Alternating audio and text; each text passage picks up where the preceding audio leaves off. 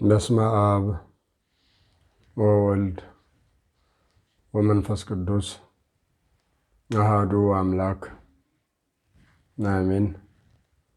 የተወደዳችሁ የእግዚአብሔር ቤተሰቦች፣ የእናታችን የእመቤታችን የቅድስት ድንግል ማርያም የቃል ኪዳን ልጆች፣ የጻድቃን የሰማዕታት የቅዱሳን ቅርብ ወዳጆች፣ በዓለም ዙሪያ ያላችሁ የድምፅ የሚሰማችሁ ሁላችሁም በእግዚአብሔር ስም እንደምን ሰነበታችሁ? እንደምን ከረማችሁ? ለዚህ ጊዜ ያደረሰን የቸርነት ባለቤት እግዚአብሔር አምላካችን ስሙ ከጽንፍ እስከ አጽናፈ ዓለም የተመሰገነ ይሁን። እንደ እግዚአብሔር ቸርነት ለዚህ ዕለት ለዚህ ሰዓት ደርሰናል።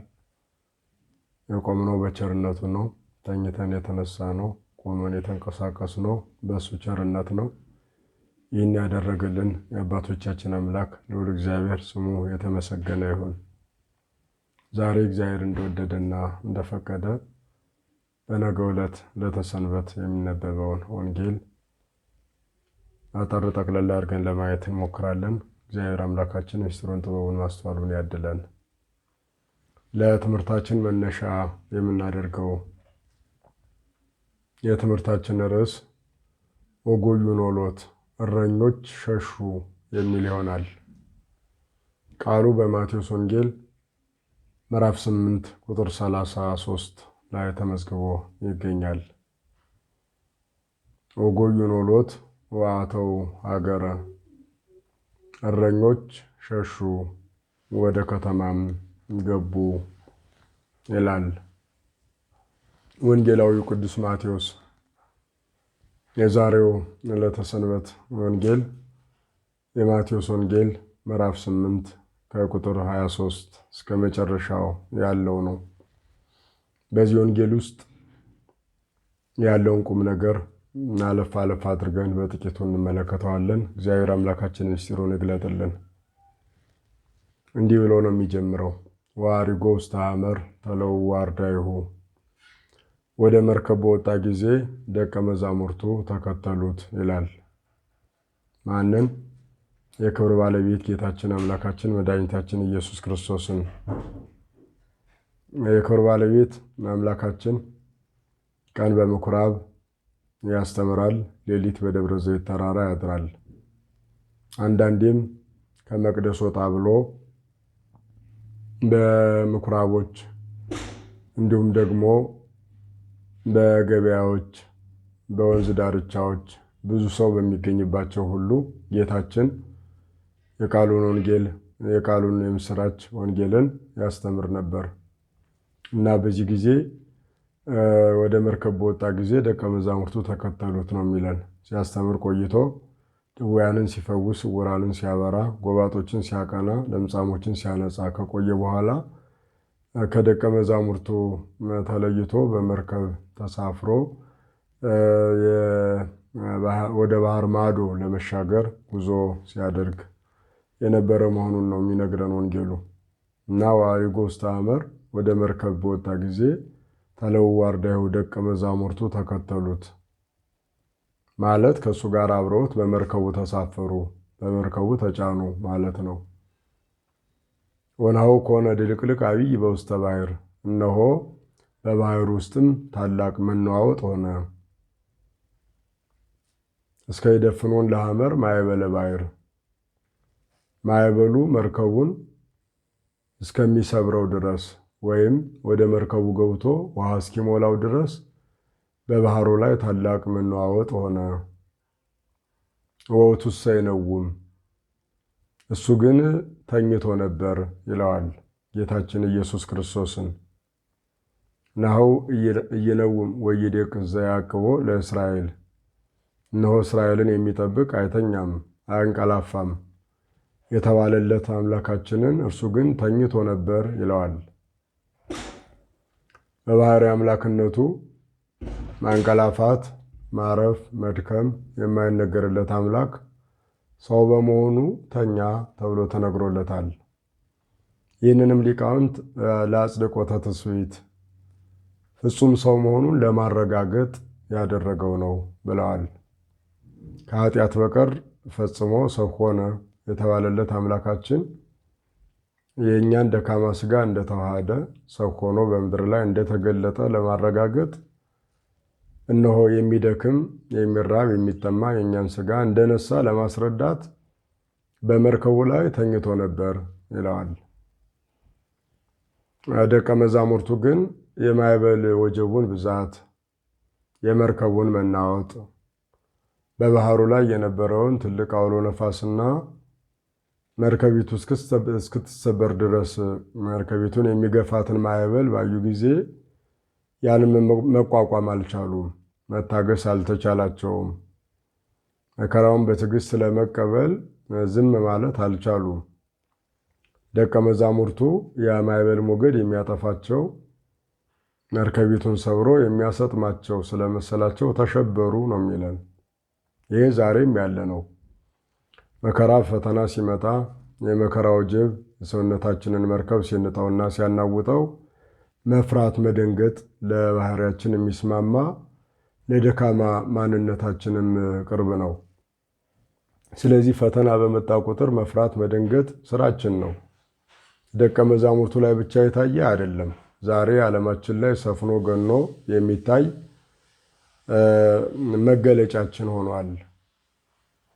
ታዲያ ደቀ መዛሙርቱ ያንን ማዕበል ሞገድ መቋቋም ለመቻላቸው እንጠፋለን ብለውም ስላሰቡ መፍራት መደንገጥም በውስጣቸው ስላየለና እጅግ ስለበረከተ ወደ ጌታችን ቀረብ ብለው እንዲህ ነበር ያሉት። ንቃ ሊቅ አድኅነነ ከመ ንሙት። መምህር ስንጠፋ አይገድምን? ይህ ማዕበል ሞገድ እኮ ሊያሰጥመን ነው፣ ሊያጠፋን ነው። ዝም ብለህ ተኝተሃልን አሉት ነው የሚለን። ወአንቅህዎ ቀሰቀሱት። ንቃ ሊቅ አድኅነነ ከመ ንሙት። ጠፋን አድነን፣ ስንጠፋ አይገድህምን ሲሉ አሳሰቡት ነው የሚለን። ጌታችንም ወነቂሆ እግዚእ ኢየሱስ ገሰጾሙ ለነፋሳትኒ ወለማዕበለ ባሕርኒ። ተኛ የተባለለት አምላክም ተነስቶ ማዕበሉንም ነፋሱንም ገሰጻቸው ይላል። ማዕበሉንም ነፋሱንም በገሰጻቸው ጊዜ ወኮነ ዐቢይ ዘኃይል፣ ታላቅ ጸጥታ ሆነ። በባህሩ ላይ የነበረው መነዋወጥ ተገታ። እነሆ መርከቧም በሰላም ጉዞዋን መሄድ ቀጠለች ነው የሚለን። ደቀ መዛሙርቱንም እንዲህ አላቸው ዞር በማለት ኦ አንትሙ ሕጹፃነ ሃይማኖት ምንት ያፈራሃክሙ። እናንተ እምነት የጎደላችሁ ምን ያስፈራችኋል? ምንስ ያስደነግጣችኋል? ከእርሱ ጋር ሳለን ጥፋት አያገኘንም ብላችሁ አታምኑምን? ሲል ልባቸው በእምነት እንዲጸና ሰውነታቸው በመታመን እንዲቀና እናንተ እምነት የጎደላችሁ ከእሱ ጋር ሳለን ጥፋት አያገኘንም ብላችሁ አታምኑምን? ምን ያስፈራችኋል? ምንስ ያስደነግጣችኋል? አላቸው ነው የሚለን። እዚህ ላይ የምንመለከተው ነገር አስፈሪ አስደንጋጭ ነገር ሁልጊዜም ብዙ ነው። መምጫው መንገዱ ጎዳናው ሰፊ ነው። በየትኛውም መንገድ በክርስትና ሕይወት እግዚአብሔርን ስንመስል እሱን ስንከተል አስደንጋጭ የሆኑ ነገሮች ወደ ሕይወታችን ይመጣሉ። ሰውነታችን ለመከራ ተላልፎ ይሰጣል። በመርከቧ ላይ እስከተሳፈርን ድረስ መርከቧን የሚያናውፀው ማዕበል ሞገድ ያገኘናል። መርከቧ የማትፈራ የማትደነግጥ የማትሸበር ብትሆንም በመርከቧ መነቃነቅ በነፋሱ በወጀቡ መንቀሳቀስ ምክንያት በመርከቧ ውስጥ ያለን መደንገጣችን አይቀሬ ነው።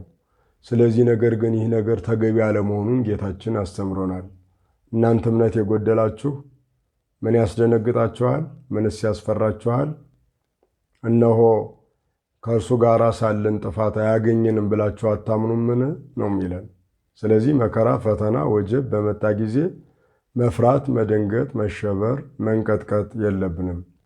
በመርከቧ ውስጥ ፈተና ሊመጣ ግድ ነው።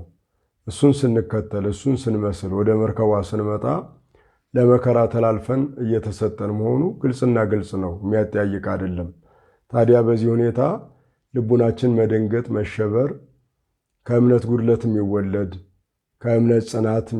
ከእምነት ጽናት ማነስ የሚመነጭ መሆኑን ጌታችን ያስተምረናል። በእውነት ደቀ መዛሙርቱ መምህር ሆይ ስንጠፋ አይገድህምን? ንቃ አድነን ማለታቸው ከጸሎት የሚቆጠር ነው። በፈተና ጊዜ ፈተና ሲመጣ አድነን ብለን አንደበታችንን ማሰማት፣ ድምፃችንን ማሰማት፣ እጆቻችንን ወደ እግዚአብሔር መዘርጋት ፈተናችንን ሊያርቀው መከራችንን ሊያስወግደው የሚችል እሱ መሆኑን መገንዘብ በጣም እጅግ ትልቅ ቁም ነገር ነው። ደቀ መዛሙርቱ ያን ፈተና ያን መከራ እነሱ ሊመልሱት እንደማይችሉ ገብቷቸዋል፣ ተረድተዋል። ነገር ግን በውስጣቸው የእምነት ጉድለት ቢኖርም ወደ ጌታቸው ወደ መምህራቸው መጮህን አላቋረጡም። ዛሬም እኛ በምናያቸው ፈተናዎች በምናያቸው መከራዎች በላያችን ላይ በሚፈጸመው ሞት፣ ጥፋት እንዲሁም ሰይፍ፣ እሳት የትኛውም አይነት የመከራ ማዕበልና ወጀብ ሲመጣ እምነታችን ጎዶሎ ቢሆንም ያን ያህል በእምነት የጠነከረ በመልካም ምግባር የበረታ ማንነት ባይኖረንም አቤቱ እግዚአብሔር አምላካችን ሆይ አድነን የሚለውን ጩኸታችንን ወደ እግዚአብሔር ማቅረብ ይገባናል። ተግሳጹ እናንተ እምነት የጎደላችሁ ከእሱ ጋር ሳለን ጥፋት አያገኝንም ብላችሁ አታምኑምን የሚለው የጌታችን ተግሳጽ በጆሮአችን መስኮቶች ቢያልፍ ወደ ልቡናችን ጓዳ ቢገባ እኛን ማዕበሉን ብቻ ሳይሆን የእኛን የተረበሸ ምስቅልቅል ያለ ልቡናችንን የሚያረጋጋውና የሚያጸናው መሆኑንም መገንዘብ ያሻናል ክርስቲያኖች። ስለዚህ ጌታችን በጉድለታችን ጊዜ የሚገስጸን፣ በእምነት ጉድለታችን ጊዜ የሚያጸናን፣ ለጩኸታችን መልስ ለጥያቄያችንም ፈጣን መልስ የሚሰጠን፣ ውጫዊውንም ውስጣዊውንም ማዕበል ሞገድ ጸጥ የሚያደርግልን መሆኑን መገንዘብ ያሻናል ክርስቲያኖች። ማዕበል ሞገዱ አንዳንዴ ከውጭ ይመነጫል። በመርከቧ ውስጥ ከውጭ የአውሎ ነፋስ ጥቅል ነፋስ ይዞት የመጣ ይሆናል። አንዳንዴ ደግሞ ከውስጥ ከልቡናችንም ይመነጭ ይሆናል። የልቡናችን የእምነት ማነስ በራሱ ማዕበል ነው። መከራን ለመቀበል መከራን ለመታገስ መወሰን አለመቻላችን በራሱ ማዕበል ነው። ስለዚህ ይህንን ሊገስጸው የሚችለው ውስጣችንን ያናወጠውን ልቡናችንን የበረበረውን ያሸበረውን የፈተና ማዕበል ሞገድ ጸጥ እንዲል የሚያደርገው አምላካችን ነው። ስለዚህ የውስጡንም የውጩንም እንዲገስጸው ስንጠፋ አይገድህምን? ተነስ አድነን ማለት ይገባናል። ተኛ የሚለው ሐሳብ አሁን የእግዚአብሔርን ትዕግስት ያሳያል። ብዙ ጊዜ ሁላችንም የምንለው ነው። የሁሉ መከራ ሲደርስብን ምነው እግዚአብሔር ራቀን፣ ምነው አይሰማም፣ ምነው ዝም አለን እንጠይቃለን። እግዚአብሔር መልስ አለው። መልስ የሚሰጥበት ደግሞ የራሱ ጊዜ አለው። እኛ ስለቸኮልን አይደለም። እሱ የሚያደርገውን እኛ አናውቅም። ስለዚህ እኛ የሚጠበቅብን ነገር ንቃህ ሊቅ አድኅነነ ከመ ንሙት፣ እንዳንጠፋ አድነን ማለት ወደሱ አብዝተን አበርትተን መጮህ ይገባናል። አሁን እኛ ወደሱ ከመጮህ ይልቅ ወደ ሰዎች መጮህን እናበዛለን። ሰዎች ጆሮ ሊሰጡን አይችሉም። ለጥያቄያችን መልስ መስጠት አይቻላቸውም። ሲጀመር ለመስማት ፈቃደኞች አይደሉም። ለመስማት ፈቃደኛ ወዳልሆነ ጆሮውን ልቡን ወደ ዘጋ አካል መጮህ ትርፉ ድካም ይሆናል። ጆሮቹን ከፍቶ ወደሚሰማን ዓይኖቹን ገልጦ በምሕረት ወደሚመለከተን አምላካችን እነሆ በአንድ ጥሪ ለጥያቄያችን መልስ ለመስጠት የእኛንም የታወከ የተረበሸ ልቡና ለመገሰጽና ውጫዊ የሆነውን ማዕበል ሞገድ ጸጥ እንዲል ለማድረግ መልስ ለመስጠት የሚፈጥነው አምላካችን ነው። ወደ እሱ መጮህን ማዘውተር፣ እጆቻችንን ወደ እሱ ለማንሳት አለመዘግየት ከእያንዳንዳችን የሚጠበቅ ጉዳይ ነው። ሁላችንም ፈተና መከራ ሲመጣ ዩቲዩብ ላይ፣ ፌስቡክ ላይ፣ ቲክቶክ ላይ፣ ሌላው ላይ እንጮሃለን። ነገር ግን ሰሚ የለም፣ አድማጭ የለም፣ ተመልካች የለም። ላይክ ሸር የሚያደርግ ሊኖር ይችላል። ነገር ግን መልስ የሚሰጥ ፈተናውን የሚያስቆም ሰይፉ እንዲታገስ መከራው እንዲቀል ሕፃናት በሜዳ እንዲገደሉ ማድረግን ሊያስቆም የሚችል ምድራዊ ኃይል ግን አልተገኘም። ስለዚህ አብዝተን ወደ እግዚአብሔር መጮህ ያስፈልጋል ክርስቲያኖች፣ በዚህ ጊዜ ፈተና በበዛበት ሰዓት ማለት ነው። እና እሱም ተነስቶ ማዕበሉም ነፋሱንም ገሰጻቸው። ማዕበሉም ነፋሱም ጸጥ አለ። ወኮነ አቢይ ዛይን፣ ታላቅ ጸጥታ ሆነ ነው የሚለን። አያችሁ፣ ጩኸታችን ወደ እሱ ጆሮ ሲደርስ ልመናችን በሱ ፊት ሲቀርብና እነሆ በትዕግስት ሁሉን የሚመለከተው አምላካችን መልስ በሚሰጥበት ጊዜ ሁሉም ጸጥ ይላሉ። ፈተናው ያልፋል፣ መከራው ያልፋል፣ ሞቱ፣ መገደሉ፣ መሰደዱ፣ መፈናቀሉ ያልፋል።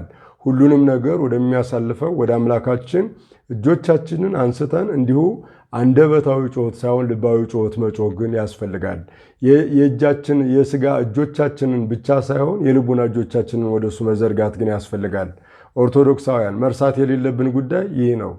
በዚህ በፈተናችን በበዛው ወጀብ በየቦታው አብያተ ክርስቲያናት በሚቃጠሉበት፣ ክርስቲያኖች በሚገደሉበት፣ የሕፃናት ደም እንደ ውሃ በሚፈስበት፣ በዚህ አመፅ በሞላበት፣ መነዋወጥ በነገሰበት ምድር ላይ መረጋጋት በጣም ብርቅ በሆነበት ዓለማችን በተለይም ሀገራችን ጦርነት በነገሰበት ሀገራችን ላይ እጆቻችንን ወደ እግዚአብሔር አንስተን መፍትሄ እግዚአብሔር አምላካችን እንዲሰጠን መጮህን መዘንጋት የለብንም።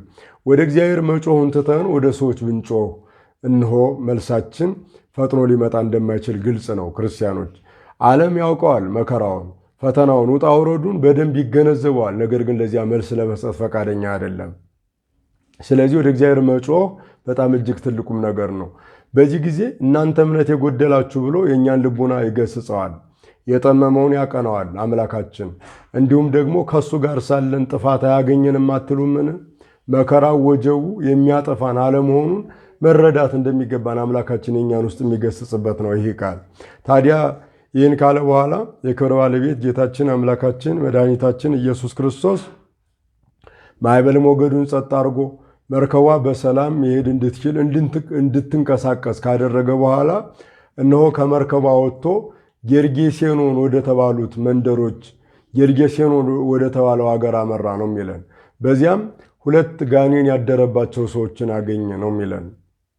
እነዚያ ጋኔን ያደረባቸው ሰዎች በእውነት በመንገድ የሚያልፉትን ሁሉ ለማሳለፍ የማይፈቅዱ እጅግ ክፉዎች ነበሩ ነው የሚላቸው። ክርስቲያኖች የሰዎችን መንገድ የሚዘጉ ሰዎች በዚያ ማለፍ እንዳይችሉ የሚያደርጉ ከሰውነት የወጡ ከሰውነት ሕግ ያፈነገጡ ያመለጡ በጣም እጅግ በአጋንንት መንፈስ የሚመሩ በዚያ የአጋንንት መንፈስም ሰውን የሚያስቸግሩና የሚያሸብሩ ሰዎች ነበሩ ነው የሚላቸው። አጋንንት ያደረባቸው ናቸው። ዛሬም በእውነት 2 አይደሉም፣ ከዚያ የበዙ በጣም እጅግ የበረከቱ የአጋንንት ኃይል የሰፈረባቸው የአጋንንት ኃይል ያደረባቸው በእውነት የሰውን በሰላም የመንቀሳቀስ የመጓዝ ሕይወቱን የሚያስቸግሩ የሚያስጨንቁ በአጋንንት ኃይል የተሞሉ ብዙ አካላት አሉ ዛሬም ክርስቲያኖች። ታዲያ እነዚያ አጋንንት ጌታችን ወደዚያ በቀረበበት ሰዓት ወደ ጌታችን ቀረብ አሉ ነው የሚለን። አጋንንት ያደረባቸው ሰዎች ናቸው እና ወደ ጌታችንም ቀርብ ባሉበት ሰዓት እንዲህ ነበር ያሉት። መጻእከኑ ዝየ ትስድደነ ወትሳቄነ ዘእንበለ ይብጻሕ ጊዜሁ። የናዝሬቱ ኢየሱስ ሆይ ጊዜው ሳይደርስ ልታጠፋን መጣህን? ወይም መሰት አወፃነ ፈኖነ ከመነባ ዲበ መራያ አህረው።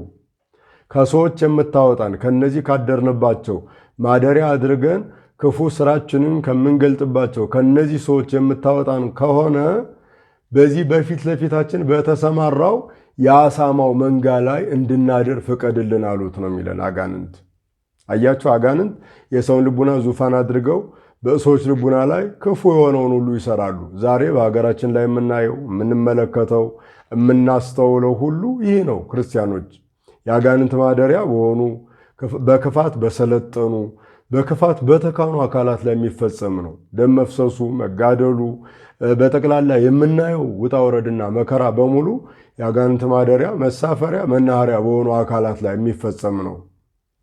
እነዚያ እጅግ ጨካኞች ክፎች ነበሩ። በዚያች መንገድ ማንም ማን ያልፍ ዘንድ አይፈቅዱም ነበር እንደተባለ ዛሬም በእውነት እጅግ ክፋት፣ ዘግናኝ የሆነ ጭካኔ የምናይበት፣ ምሕረት የለሽነት በጣም በምድር ላይ የነገሰበት፣ ዘረኝነት እንደ ምድር የሰፋበት፣ እንደ ሰማይ በዓለማችን ላይ የተዘረጋበት ሁኔታ ነው የምንመለከተው። ታዲያ ከሰዎች የምታወጣን ከሆነ በአሳማዎች ላይ እንድናድር ፍቀድልን አሉት ይላል አጋንንት። ፍቀድልን በዚያ እንድናድር አሉት። አዎ በአሳማዎቹ ላይ እንዲያድሩ ፈቃድ ሰጣቸው ነው የሚለን። በአጋንንቱ ላይ እንዲያድሩ በአጋንንቱ በአሳማዎቹ ላይ ከሰዎቹ ላይ እንዲወጡ በአሳማዎቹ ላይ እንዲያድሩ ፈቃድ ሰጠ። ከሰዎቹ ላይ ወጡ፣ ሰዎቹም ጤነኛ ሆኑ ነው የሚለን። ክርስቲያኖች በእውነት ዛሬም የአጋንንት ማደሪያ መናኸሪያ መሳፈሪያ ሆነው አጋንንት ክፉ ስራ የሚሰሩባቸው የሚያስፈጽሙባቸው የአጋንንት ክፉ ስራ ማስፈጸሚያ የሆኑ አካላትን በላያቸው ላይ የሰፈረውን ክፉ መንፈስ አርቆ በእውነት ጤናቸውን እንዲመልስ ርኩሰታቸውን እንዲቀድስ ወደ ልቡናቸው ተመልሰው ወደ ሰውነታቸው ተመልሰው በጤና መመላለስ እንዲችሉ እግዚአብሔር አምላካችን ፈውስና ጤናን ያድልልን። በእውነት ታዲያ ይህ ከሆነ በኋላ አጋንንት ያደረባቸው እሪያዎች እነሆ እየሮጡ ሄዱና ወደ ውሃው ጠልቀው ገቡ ነው የሚለን። ወደ ውሃው ወደ ሐይቁ ጠልቀው ተሰጥመው በዚያ እንዳልሆነ ሆነው ሞቱ ነው የሚለን። አያችሁ፣ አጋንንት በሰውም ላይ ይደሩ በእንስሳትም ላይ ይደሩ ለጥፋት እንጂ ለበረከት የማይሆኑ መርገም የተሞላባቸው ጥፋትን የተሞሉ መሆናቸውን ነው የምናየው። ታዲያ በዚህ ሁኔታ ላይ እረኞቻቸው በሩቅ እነሱን አሰማርተው ያዩ ይመለከቱ የነበሩ እረኞች ሸሹ ነው የሚለን።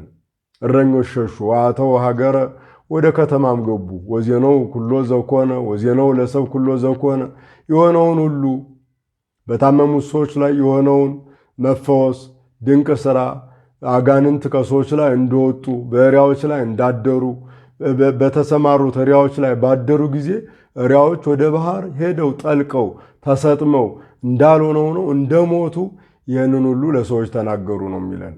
ታዲያ ጌታችን ወደ ከተማው በገባ ጊዜ በዚያ ከተማ ይኖሩ የነበሩ ሰዎች እንዲህ ነበር ያሉት። አስተብቁዎ ከመ ይልፍ እምደወሎሙ፣ እባክህ ከሀገራችን ውጣልን ከከተማችን ውጣልን ሲሉ ለመኑት ብሎ ነው የሚደመድመው። በጣም እጅግ የሚያሳዝን ነው። ሕይወታቸው የሆነው እሱ ከአጋንንት እስራት ከአጋንንት ባርነት ነፃ የሚያደርጋቸውን አምላክ ውጣልን ያሉት። ዓለም እንዲህ ነው። ፈውስም የሆነውን ድነትም የሆነውን በረከትም የሆነውን ጸጋ የሚያሰጠውን ከእግዚአብሔር ጋር የሚያገናኘውን ለራሱ ጥቅም የመጣውን አይፈልግም ዓለም። ይልቁንም ከዚያ ይልቅ ጥፋትን፣ ከሕይወት ይልቅ ሞትን፣ ከመልካምነት ይልቅ ክፋትን፣ ከፍቅር ይልቅ ጥላቻን፣ አብሮ ተባብሮ ተስማምቶ ከመኖር ይልቅ ዘር መቁጠርን፣ ዘረኝነትን፣ ጥላቻና በቀልን ሲዘራ እናየዋለን። ይሄ የዓለም ግብሩ ነው ለጠባዩ የሚስማማው።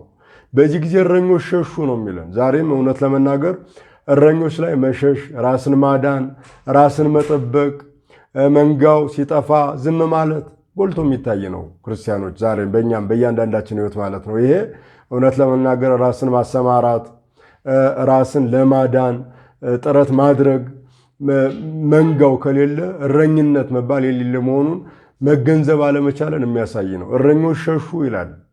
እረኛ እንግዲህ ብዙ የሆኑ የራሱ መገለጫዎች አሉት። እረኛ የታሰሩ በጎቹን መፍታት፣ ከታሰሩበት የታሰሩትን ፈቶ ከታሰሩበት ፈቶ አውጥቶ ማሰማራት፣ መጠበቅ፣ መመገብ፣ መንከባከብ፣ መሰብሰብ፣ ከተኩላ አፍ መንጎቹን ማዳን፣ መታደግ የእረኞች ሥራ ነው። እግሩን ለእንቅፋት ለመከራ አሳልፎ መስጠት ይሄ እረኞች ሥራ ነው። እረኞች ሸሹ ይላል። ይሄ ካህናትን ይመለከታል። እረኛ የተባሉ ካህናት አባቶችን ይመለከታል። ብፁዓን አባቶችን ይመለከታል። ይሄ በእውነት መንጋው እነሆ እንዳልሆነ ሲሆን በመከራ ውስጥ ሲሰጥም የአጋንንት መጫወቻ መሳፈሪያ ሲሆን በእውነት መጫወቻ ማላገጫ ሲሆን ዝም ማለት የሚያስወቅስ ነው። እረኞች ሸሹ ተብሎ የተመዘገበው ለዚያ ነው። ወአተው ሀገረ ወደ ከተማም ገቡ ነው የሚለን። እንግዲህ ያው ከተማ ራስን ማዳን የሚቻልበት ሊሆን ይችላል። ራስን መጠበቅ ይቻል ይሆናል። ነገር ግን መንጋው ከሌለ መንጋው ከተበተነ ሕይወት የለም፣ እረኝነት የለም፣ ጠባቂነት የለም። ምናልባት ምንደኝነት ነው ሊኖር የሚችለው። መጽሐፍ እንደሚለን ጌታችንም እንዳስተማረን በዮሐንስ ወንጌል በምዕራፍ 10 በዝርዝር እንደተቀመጠው ቸር ጠባቂ እውነተኛ እረኛ እኔ ነኝ። ቸር ጠባቂ ስለ በጎቹ ራሱን አሳልፎ ይሰጣል። ምንደኛ የሆነ ግን ስለ በጎቹ የማይገደው ስለሚያሰማራቸው ስለሚጠብቃቸው የማይገደው እሱ ግን ተኩላ ሲመጣ ባየ ጊዜ ትቷቸው ይሸሻል ነው ያለው። አሁን እንዳለው እረኞች ሸሹ እንደተባለው ማለት ነው። ጌታችን እንዳስተማረን እንደነገረን። ስለዚህ የእረኝነቱን ተግባር በአግባቡ ማከናወን አለመቻል በሰውም ዘንድ በእግዚአብሔርም ዘንድ የሚያስወቅስ የሚያስከስስ በእውነት በእግዚአብሔርም ዘንድ ክብርን የሚያሳጣ ጸጋን የሚያስነጥቅ ተግባር ነው። ጸጋን የሚያስነጥቅ ተግባር ነው። ኖሎት የተባሉ ቅዱሳን ሐዋርያት በዘመናቸው ከመከራ ጋር ተጋፍጠው ከመከራ ጋር ተፋጠው መንጎቻቸውን ጠብቀዋል። ገብርኄር ወምእመን ዘበእሁድ ምእመን ኮንከ ዲበ ብዙ ሰይመከ በአውሰ ፍስሐሁ ለእግዚእከ። አንተ ታማኝና በጎ እረኛ በጎ አገልጋይ በጥቂቱ ታምንሃል በብዙ ሾመሃለሁ የሚለውን ክብረ ሥጋ ክብረ ነፍስ የተጎናጸፉት በእረኝነታቸውን በታማኝነት የታሸ የተሟሸ በማድረጋቸው ነው። እና ኖሎት የተባሉት ካህናት ሊቃነ ጳጳሳት መምህራን ናቸው። በዚህ ጊዜ በመከራው ሰዓት መከራ፣ ፈተና፣ ውጣ ወረድ በበዛበት ጊዜ ከመንጋው መሸሽ መራቅ የለባቸውም። መንጋው ሲጠፋ ዝም ማለት የለብንም። ምክንያቱም መንጋው ራሱን መከላከል መጠበቅ የማይችልበት አቅም ላይ በደረሰበት ጊዜ ድምፅ መሆን ያስፈልጋል። መንጋውን መጠበቅ ያስፈልጋል። መንጋ የሚባለው በእውነት በክርስቶስ ክርስቲያን በወልድ ውሉድ የተባለው በክርስትና ስም የተጠራው በክርስቶስ ስጋና ደም የታተመው ርስተ መንግሥተ ሰማያትን ለመውረስ ከርኩሰት ተቀድሶ መንግሥተ ሰማያትን ወርሶ ለመኖር የተጠራው ይሄ የክርስቶስ መንጋ ይባላል። አባጋ መሬቱ ለክርስቶስ የክርስቶስ መንጋ እሱ ያሰማራው በመስቀሉ እግር ስር የተሰማራ ነውና እረኞች ይህንን ትተውት መሸሽ ገለል ማለት የለባቸውም። በእውነት መንጋውም እየተሰጠመ የአጋንንት መጫወቻ እነሆ ማላገጫ የሰይፍ የእሳት መፈተኛ ሲሆን ዝም ብሎ ማየት በጣም እጅግ አሳዛኝ ነው። እረኞች ሸሹ ነው የሚለን እዚህ ላይ። ይልቁንም እኛ መሆን ያለብን እሱ ወደ መርከብ በወጣ ጊዜ ደቀ መዛሙርቱ ተከተሉት ማለት ወደ ኦሪትን በሰራ ጊዜ ነቢያት እሱን መሰሉት ማለት ነው። መንፈሳዊ ትርጉሙ ውስጠ ምስጢሩ ነቢያት እሱን መሰሉ ማለት በመንፈሰ ጸጋ ተቃኝተው በመንፈሰ ትንቢት ተሞልተው መልካሙን ሁሉ እያደረጉ መኖራቸውን የሚያሳየን ነው። በመንፈሰ ትንቢት መሞላታቸውን ያሳየናል። በጸጋ እግዚአብሔር መመራታቸውን ያሳያል። ስለዚህ ኦሪትን በሰራ ጊዜ ነቢያት እሱን መሰሉት ማለት በግብር ተከተሉት ማለት የእግዚአብሔር አገልጋዮች የሚያሰኛቸውን መልካም ስራ ሰሩ፣ የእረኝነታቸውን ስራ ተወጡት ማለት ነው። ወንጌልን በሰራ ጊዜ ሐዋርያት ተከተሉት። መርከብ የተባለችው ወንጌል ናት። ቀደም ሲል ኦሪት፣ ኋላ ወንጌል ናት መርከብ የተባለችው። መርከብ የተባለችው ኦሪት እስራኤላውያንን ሰብስባለች። መርከብ የተባለችው ወንጌል ደግሞ እስራኤል ዘነፍስ ምዕመናንን ሰብስባለች።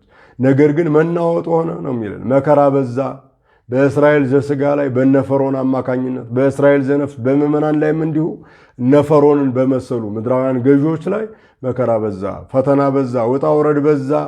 እሱ ግን ተኝቶ ነበር ማለት ይታገስ ነበር፣ በትዕግስት ይመለከት ነበር ነው የሚለን። ትዕግስቱን የሚንቁ የሚያቃልሉ ብዙ አካላት አሉ። እነ ፈርዖን ትዕግስቱን ቢፈታተኑትም መጨረሻቸው የኤርትራ ባህር ነው የሆነው፣ መቃብራቸው ሆኗል። ዛሬም በዘመነ ወንጌል የክርስቶስን ትዕግስት የሚፈታተኑ የማይፈርድ የሚመስላቸው በዙፋኑ የሌለ እስኪመስላቸው ድረስ ቸል የሚሉ መከራ መቀበላቸው አይቀሬ ነው። ስለዚህ ተነስ፣ ንቃ፣ አድነን፣ ጠፋን ባሉት ጊዜ ነቃ፣ ማዕበሉን ወጀቡን ገሰጸው፣ ታላቅ ጸጥታም ሆነ እንደተባለ መከራውን የሚያሳልፈው ችግሩን የሚያሳልፈው ክርስቶስ ነው። ታዲያ ይህን ሊያደርግ እስኪነቃ እስኪነሳ ትዕግስቱ በእውነት አገብሮት ዝም ያለው አምላካችን ከትዕግስቱ ነቅቶ ለፍርድ እንዲነሳ እስኪችል ድረስ ንቃ ሊቃ አድነን ጠፋን ማለት ከሁላችን የሚጠበቅ ቁም ነገር ነው። ይህ ተግባርን ይጠይቃል፣ እምነትን ይጠይቃል፣ ጽናትን ብርታትን ይጠይቃል። እሱ የውስጣችንንም የውጫችንን ፈተና ይገስጸዋል። እነሆ ወደ መስቀል በወጣ ጊዜ ሰማዕታት እሱን መሰሉት ማለት ነው። ወደ መርከብ በወጣ ጊዜ ደቀ መዛሙርቱ ተከተሉት ማለት መከራ መስቀልን በተቀበለ በመስቀል ላይ ደሙን ባፈሰሰ ስጋውን በቆረሰ እጁን ለቀኖት አፉን ለመራራ ሐሞት በሰጠ ጊዜ ሰማዕታትን መሰሉት ማለት ሰማዕታት እንደሱ በመከራ አልፈዋል። መከራ መስቀሉን ተሸክመዋል። በነደደ እሳት ውስጥ አልፈዋል። መራራ የሆነውን መከራ ታግሰዋል። ይህንን ነው የሚያሳየን። ባሕታውያን መሰሉት። ወደ ገዳመ ቆሮንቶስ ገብቶ በብሕትውና ከቆመ ሳያርፍ እጆቹን ከዘረጋ ሳያጥፍ በጾመ ጊዜ ባሕታውያን እሱን መሰሉት ማለት ከላመ ከጣመ ምግብ ተከልክለው ከሞቀ ከደመቀ ልብስ ተራቁተው እነሆ በዋሻ በፍርኩታ በምድረ በዳ እሱን መሰሉት፣ ተከተሉት። በመርከቡ ላይ ንዑስ ውስጥ ሆነ ማለት በሰውነታቸው ላይ መከራ፣ ፈተና፣ ውጣ ውረድ በዛባቸው። አድነን ብለው ወደ እሱ ጮኹ። እነሆ ፈተናውን ገሰጸው፣ ታላቅ ጸጥታ ሆነ ነው የሚለንና ታላቅ ጸጥታ እስኪሆን ድረስ እረኞች ዝም ማለት የለባቸውም። እረኞች እሱን ማንቃት፣ መቀስቀስ፣ አድነን ፍረድልን ማለት የዕለት ተዕለት ተግባራቸው መሆኑን ያስተምረናል የዛሬው ወንጌል። ስለዚህ ፈተና፣ መከራ፣ ውጣ ውረድ ቢበዛ ወደ አምላካችን መጮህ፣ እጃችንን ማንሳትና መከራው የሚያልፍ እንጂ የማያልፍ አለመሆኑን መገንዘብ ከሁላችን ይጠበቃል። ለአምላካችን ፈተናውን ከቤተ ክርስቲያናችን ከሀገራችን ያርቅልን። በሰማዕትነት ደማቸውን የሚያፈሱ መከራ የሚቀበሉ በብዙ ውጣ ውረድ የሚያልፉትን ሁሉ እግዚአብሔር አምላካችን ለክብር እንዲያበቃልን የእነሱ በረከት ለሁላችንም እንዲተርፈን የአምላካችን ቅዱስ ፈቃዱ ይሁንልን። ስብሐት ለእግዚአብሔር ወለወላዲቱ ድንግል ወለመስቀሉ ክቡር። ይቆየን።